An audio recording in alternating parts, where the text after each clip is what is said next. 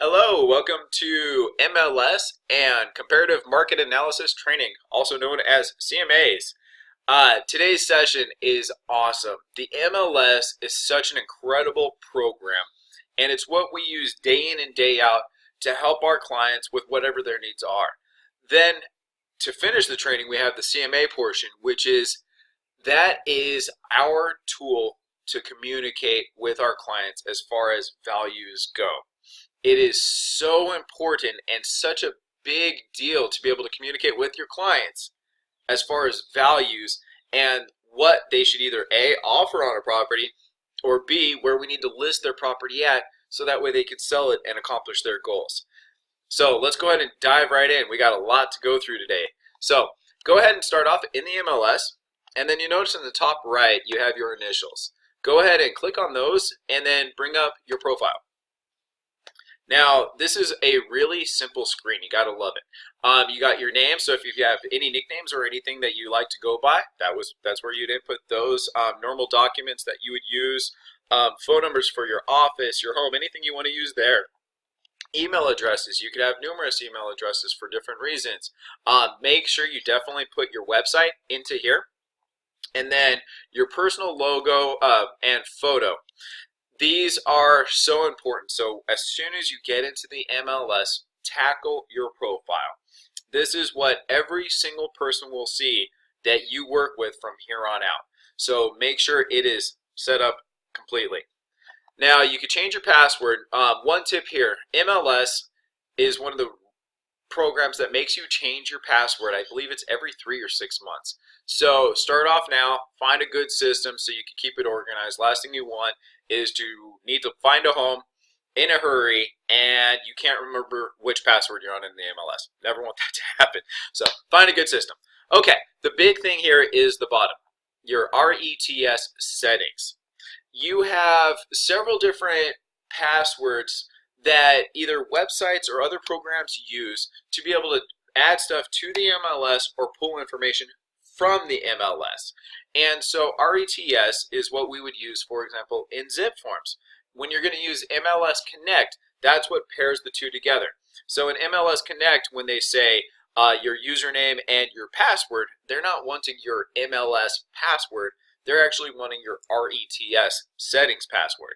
And it's set it one time and you're done, but just remember you keep it handy. You don't use it often, but you use it often enough that you're going to want to keep it handy. Okay? So once we have that, go ahead and click on menu. One of the cool things that the MLS has updated recently is the ability to control your top bar very, very easily. So whatever it is that you find that you're using on a regular basis, you could add it or take it away from the top bar very easily. So you can see multiple addresses there on the top right. Take it off, boom, done. So whatever it is, and you have plenty of room to add enough tabs for whatever you're using. So let's go ahead and start off. Go ahead and click on the armless logo in the top left. And you'll see from there, it'll pull up your home screen. Now, my home screen probably looks different than your home screen. That is another great feature of the MLS is its ability to customize to whatever you're doing. My niche might be a little different than your niche. The way I like to look stuff up might be a little different than the way you like to look stuff up. It's completely customizable to you. Okay, so let's just go over a few of the fun things. Listings, contacts, searches, other links, message board. These are important to me. So this is why I have them organized top, bottom, etc.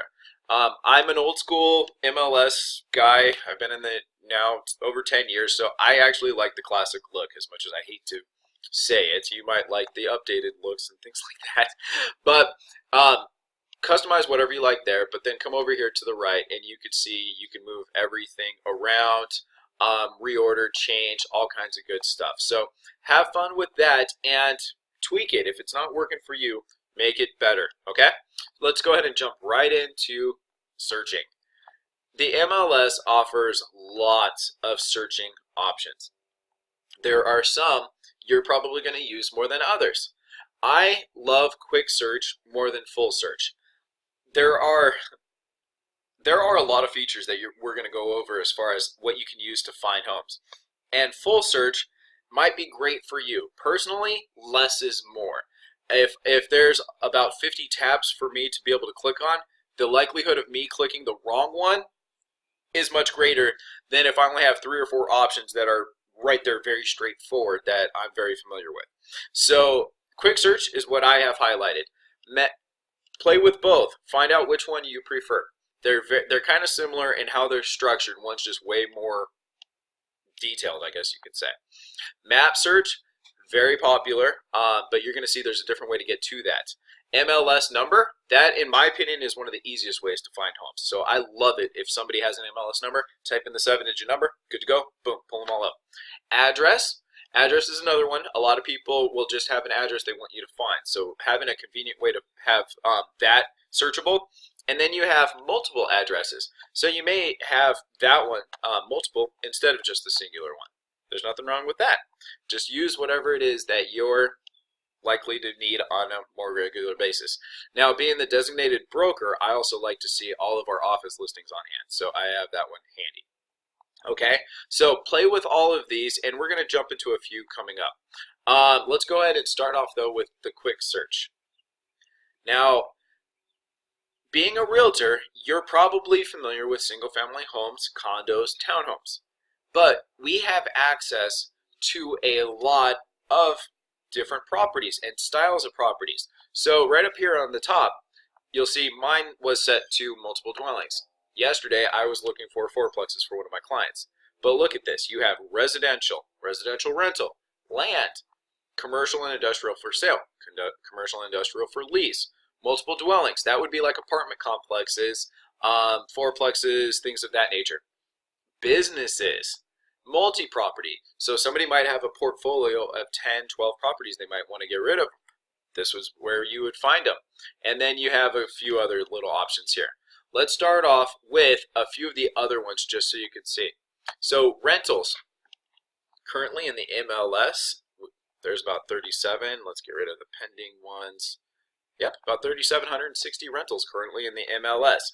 Now you can see that the searches automatically switch. So instead of list price, you can see lease price. We have seasonal rentals, so that's where you'll see high season. That'll be the higher price because that's peak season for those. And then dwelling type, there's all of those, cities, bathrooms, levels, all that good fun. So the big thing you'll see here is rental info, if it's furnished or not, if they allow pets or not, and then if it's a seasonal rental or not. Vacation. See? Okay? So have fun with those. Play around with that. Land and lots. Land is way easier of a transaction for the most part. Let's check the actives, see how many we have in the MLS currently. 6,900 land. Big thing with land is size and location. You're going to find that land ranges, and depending on how far it's developed, there's a lot of other factors to it. So when you do your first land transaction, seek out an agent that has done several and have them kind of walk you through it. Give me a call. Gladly walk you through it as well. But parcel size is the big thing here. When you're buying land, you know, less than 1/4 of an acre all the way up to huge parcels of land. Like right now, there are 2 parcels available in the Phoenix area that are over 1,000 acres. Look at that. Very neat. Okay, let's go ahead and move on. Commercial industrial for sale. This is a whole different genre, niche market. Before you step into anything, make sure you seek the guidance of someone who is very familiar with commercial and industrial. But it's a really neat field if you decide to take on that niche. And here you could see building square feet, but then building type and current use. So you can see how each of these kind of vary depending on the subtle niches of the type of property you're dealing with. So you have commercial, industrial, office, all kinds of great features there. And then current use. Check this out. Mixed, retail, automobile, restaurant, storage, warehouse, retail, fast food, recreation, religious facility. There's a lot of really cool sub-niches inside the industrial or commercial market itself. So have fun with that. Moving on. Industrial, it's the same thing, only instead of buying it, you're leasing the property. Multiple dwellings. This is, as I said, I think before, this is my niche. Now, apartments are really, really fun. They're a great investment. And yeah, over the last about 5, 6 years, this is kind of where my niche has taken on. And currently, 224 apartments. Our rental market has been insane over the last couple years. And because of that, the multi-unit market has exploded. So really neat, but you'll see the project type here. This is the big differentiation. You have ranging from duplex all the way up to 100 units, plus mobile home parks, RV parks, all kinds of cool things. So have fun checking that part out. And then business opportunities. Now this is a completely different niche again. A business, it might be sellable itself with or without property. So this is where it's a kind of interesting thing. You'll see some of these in here, which might be a hair salon. They might not be selling the building itself. They might be just wanting to sell the business, and they might rent the building. And there might be product involved, depending on what type of business it is. So this is a very unique niche. Before taking on anything here, make sure you do seek the guidance of a professional who has done it before. Even subgenres are different. How you handle a retail business versus a food and beverage business, completely different. Franchises, completely different themselves, especially depending on what type of franchise they are. So really neat niche. Kind of check it out though. Have some fun looking at what's available. Let's go ahead and pop in here really fast so you can kind of get an idea. So this looks like a automotive type business. That looks like a restaurant. Several restaurants here. They like to advertise their food. Kind of neat. So have some fun looking through that. Let's go ahead and now jump right into residential. Okay, this is where we're going to spend the majority of our time as traditional agents in the MLS. Now, starting off, you'll see that it immediately pops up with active, CCBS, and UCB. This is right over here on the left-hand side. And if you include all three of those, there are 22,000 homes plus available in the MLS. Here's one thing you need to be aware of. CCBS means contract contingent on buyer's sale.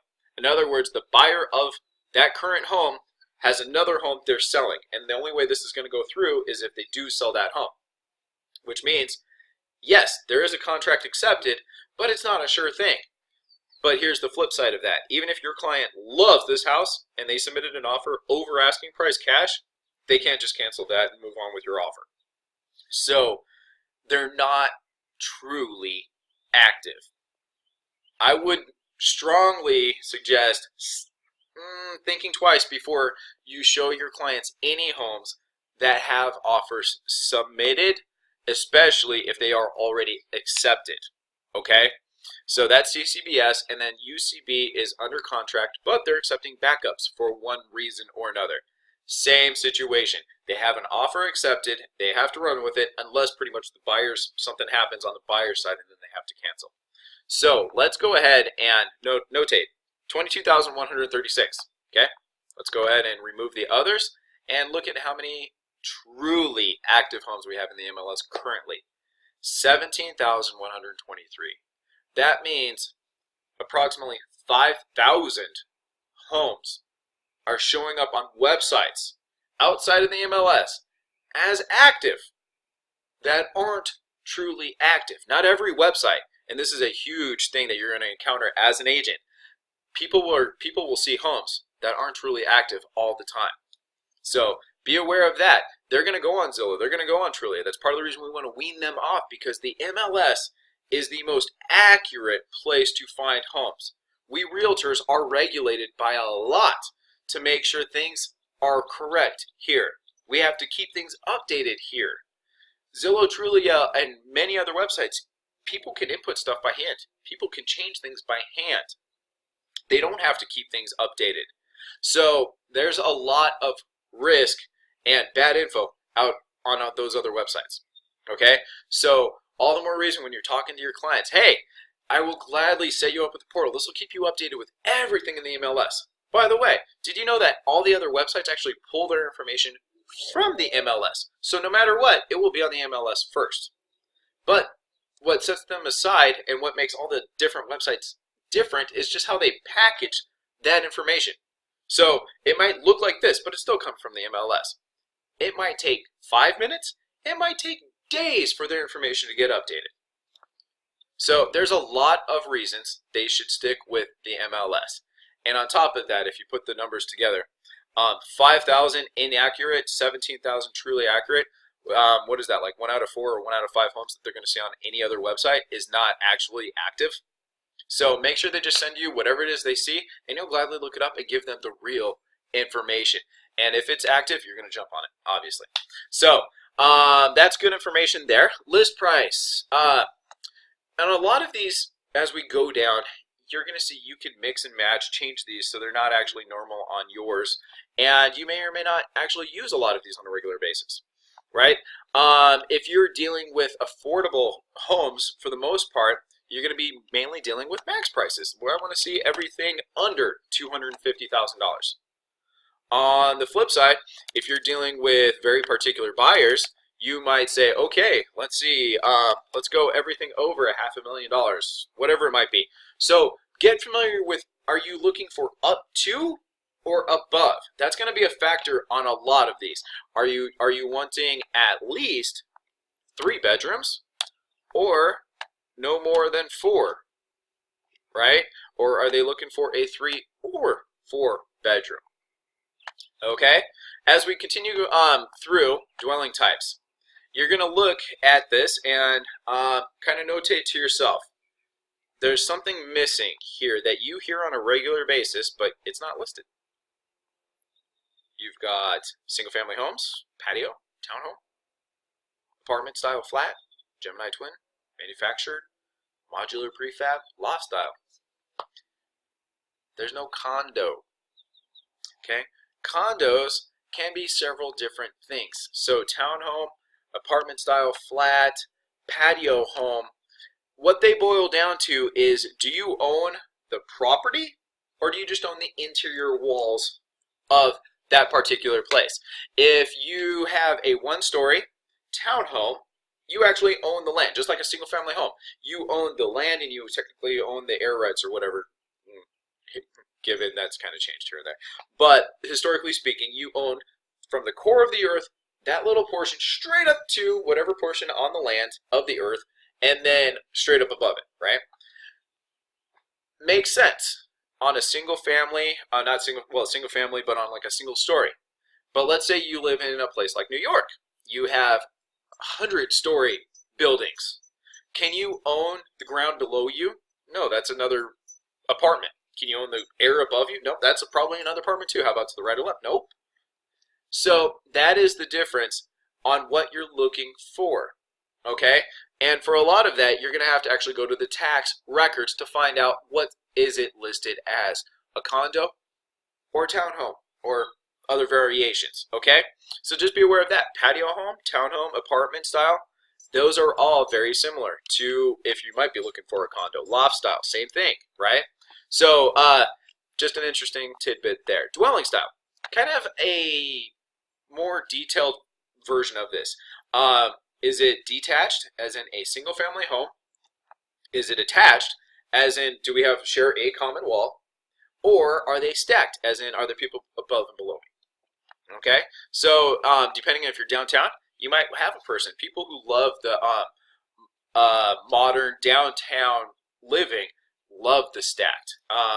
Other people who prefer the resort style, a lot of them prefer space, and they don't mind attached, but they definitely don't want stacked. All right, city town code. Town code used to mean a lot, but now most people just type in city, for example. Next, zip code if you have it, great. Map code grid.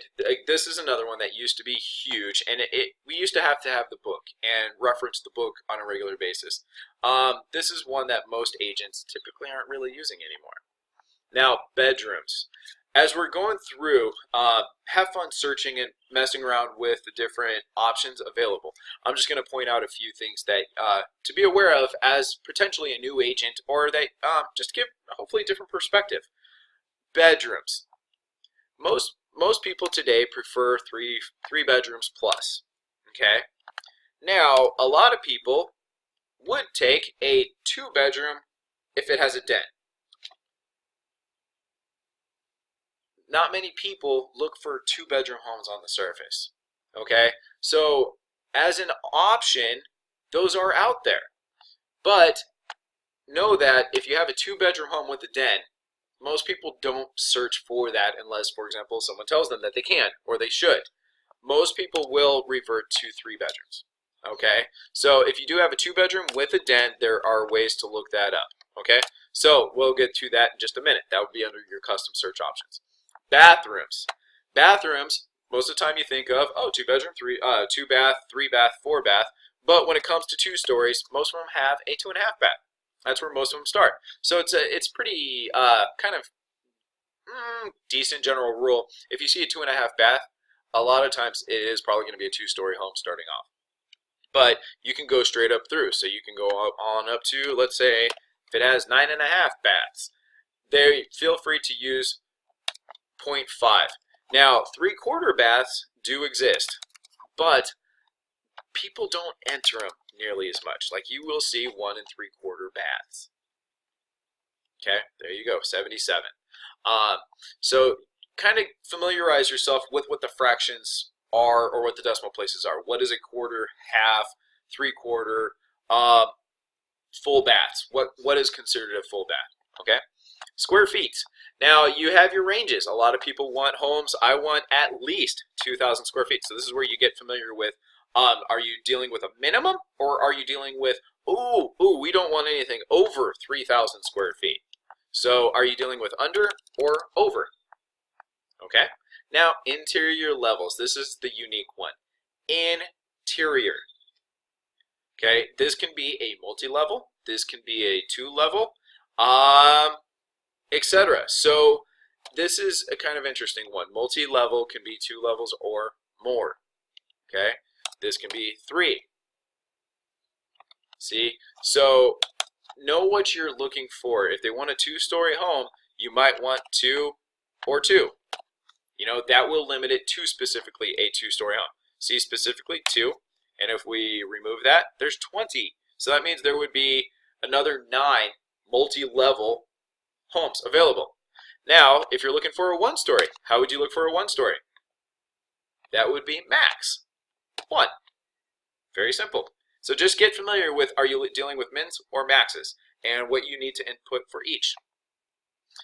Subdivisions. In certain parts of the valley, subdivisions are very important. For example, in Scottsdale, you have neighborhoods such as Silverleaf, which are known to be very nice subdivisions. Let's see, what did I put in here? Oh, there we go, Phoenix, because it's not located in Phoenix. And there you go. So become familiar with your different areas that you're servicing and some of the more popular subdivisions in that area. I'm in the Northwest Valley, so Arrowhead is very common and very popular where I'm at. You have West Wing. You have exploding subdivisions such as Verado, Vistancia. So get familiar with some of the subdivision names. You could have 2 communities right across the street from each other, and they will have drastically different prices, probably because of the subdivision. Okay, so let's go ahead back and edit search and continue through. Let's go ahead and get rid of Silverleaf. Legal description. This is a prime example of kind of less is more. Many agents will copy and paste from Monsoon the legal description, but some will not have everything the other people want. So less is more. If you know exactly what you're looking for, put it in. But for example, a Silverleaf home legal description will have Silverleaf, blah blah blah blah blah blah blah blah blah, a lot of stuff on top of it potentially. So you're going to weed out a lot of other stuff. Okay, so in my opinion, legal description is a little overkill in most cases. Stick with just the basic subdivision, and if need be, take it that one step further. Okay, you want to do the least amount of check boxes to accomplish whatever your goal may be. Okay, off-market date. We're going to come across this one again when it comes to when your home sold or when they took it off the market. If you're looking at comps, it'll automatically default to approximately 6 months ago, I think. I'm not sure if I said that or if that's normal, but mine is set to 6 months. Oftentimes in a hopping market, 6 months might be too long, and we might want to do only 3 months. 3 months is ideal if you could pull a large enough sample to find comps. So we'll get into that in a little bit. Carports and garages. Older homes, many of them have carports. Today, many have garages. People, that's a big thing here in Phoenix. A lot of Old Town Scottsdale, believe it or not, has carports. So when you're helping your clients, they may or may not know or factor in what area might have more of garages versus carports. One-story homes versus two-story homes. Homes 30 years old versus homes 50 years old. So make sure we're helping our clients if they're looking in North Scottsdale but want a 50-year-old home, or if they want to be in South Scottsdale and want a 20-year-old home. That's not cohesive. So knowing your areas and factors of older and newer homes. Okay, so have fun starting to research that. In Arizona, this is a really cool tidbit when you're helping your clients out. We don't have storage. Don't ask me why we didn't put this in originally, but we don't have basements. We really don't have attics. And storage is tough for many people. So having a third car garage is important to a lot of people, whether it's having a little workshop, storage space, man cave, whatever you want to call it. Having that extra space is huge for people. So knowing about 3-car garages, having a max. I don't know why many people would have a max, but let's say they want a 2 to 3-car garage. 2, and then you put in 3. Let's say he has a lot of cars, and you can just put in, yeah, his house has to have a 4-car garage. There you go. So garages you're going to see them pop up, and a lot of people coming from northeast, I believe northwest, a lot of other places, they are used to having attics and basements. And so providing value to them, letting them know, hey, when you move here, we're not going to have those things. Very few communities have basements. Our ground is very, very hard. So many places, it will substantially impact the price of a home to even attempt to put in a basement. So let's go ahead and keep moving on. Now, Phoenix and the Phoenix area, Maricopa County. Most people would think we have a lot of pools. Many people would think that the majority of our homes have pools. Now, I'm going to give you a second to kind of wager, if you like. How many of our homes? So right now, there's 17,131 active homes in the Phoenix area. How many of those do you think have pools? Now you're going to see right here there are options. Above ground pools. Most people do not want an above ground pool. So this is where you're going to learn. See how it says or? If you hit it once, it'll switch to not. And if you hit it again, it can switch to and. Okay? In this case, we do not want to count above ground pools. We like fenced pools. Lap pools count. I'll take a play pool. Diving pools are good. Heated pools are great. Oh, no pool. Nope. We want not no pool. Right? Pool private. That works. Now you'll see that these are systems, right? Solar pool equipment, variable speed pump, solar thermal system. Those don't really have anything to do with a pool, other than the fact that you have to have a pool to have those. So, but if that's important to your client, go ahead and click them. But if you're looking for a home with a pool, they don't matter, right? So let's see who guessed right. 5,468 homes out of 17,000 something.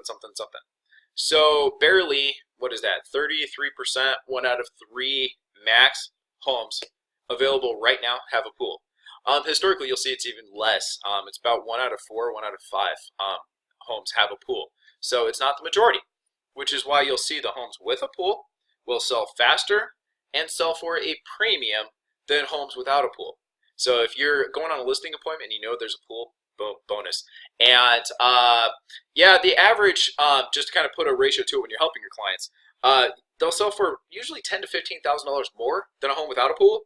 But the average price to put in a pool is well over 20, closer to 30, 40,000 on average. So buyers who are looking for a home, it is almost always better to buy a home with a pool, or cost effective to buy a home with a pool than to put in your own pool. Okay, so let's go ahead and move on from there. We're going right through special listing condition.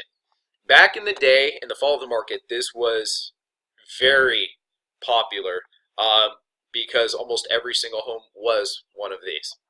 Now, a lack of anything pretty much means it's a traditional sale. So if you see NA, that's a normal sale. Now, to continue though, back when the fall of the market was, short sales and bank-owned homes accounted for easily 80–90% of the market. So that would be short sale.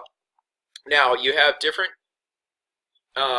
designations, I guess you can say, for each of these. So, short sale approval required. That means it is a short sale, but they most likely haven't gotten an offer yet and haven't started the full process. Many banks need an offer to start the process, and that's where they'll start waiting for however long it may take to get the approval. But short sale approval required. Now here you have previously approved short sale. That means that they did have an offer and they actually went through the whole process and got it approved, but at that point in time the buyer may or may not have still been hanging in there to buy the home. So now they're trying to find another offer ASAP to match that offer, so that way they can continue the process of the short sale. What's great is that usually on these you don't have to wait as long for the most part. But the best short sale is this one here, lender approved short sale. That means they have a current approval. If we get this offer, they will approve it pretty quickly and we can move on. You don't have to jump through all the hurdles. Short sales, there's a lot to those, so we'll probably do another class on those at some point in time. But a lender approved short sale pretty much means hopefully you'll have, if you submitted your offer today, a week or two before you get approval. Whereas short sale approval required, oh man, years ago, if you had a good bank, you're dealing with 3 months for approval. If you had bad banks, it would take over a year sometimes. I had one that took about 2 years to get approved. I had another one that took a year just to get declined. That was terrible. So short sales are a unique thing. Basically, that means they have to sell the home for less than what the owners owe on it. They could, let's say the market would call for 150, but they owe 200,000, and so they're trying to get the bank to say, yeah, no, we'll go ahead and accept the 150, and we'll just basically write off that other 50 grand as a loss. Basically, you're shorting the bank. Is pretty much what short sale means. Okay, next, HUD. HUD is Housing Urban Development. It's just another bank pretty much, which is a lender-owned REO. They're just different programs, and so they have their own different designations, but both of these pretty much allude to bank-owned homes. That means they have gone through foreclosure. Now, most pre-foreclosures typically are short sales because they try to get a good deal, but a pre-foreclosure literally just means that they are facing foreclosure. There is a trustee sale date scheduled, and they need to sell the home beforehand. Okay? Auction, pretty self-explanatory. Court approval required. A lot of these are your estate sales, for example, or probate. Again, it might be a divorce, but you'll see these are going back and forth. But estate usually is the court approval required, but sometimes you'll see, like I said, divorces, things like that. Relocation, corporate approval. These pop around. There was a while ago that State Farm was doing a lot of these. If you can get a good deal with a company that does a lot of relos, that's a great source of business. We love relocation companies and corporations that deal with a lot of relos. Probate estate, dealing with probate and estate. Somebody passed away and we have to take care of their property. Exclusions, you really don't see this much. Owner occupancy required. This kind of falls in line with FIRPTA, which is out of country owners who are selling property here in the U.S. Many of them get out of taxes and having to pay higher taxes if they sell to a primary owner. So if you're going to buy that home and actually occupy it yourself, they will save money on taxes. I guess it's preferential treatment, so they don't always sell to investors and things like that. So owner occupancy required. Make sure before you're helping an investor, you're looking for those. Owner agent, you see that a lot. Just means that the owner is an agent. They do have to disclose. And agency restrictions. That implies age restrictions. That implies an active adult community. Okay, so that's basically the preview of the MLS, the profile, and the search sections. Now let's go ahead and dive into a few of the other options you have as far as getting creative and really helping your clients find the home that they are specifically looking for. Cul-de-sac, trees, vaulted ceilings, stuff like that.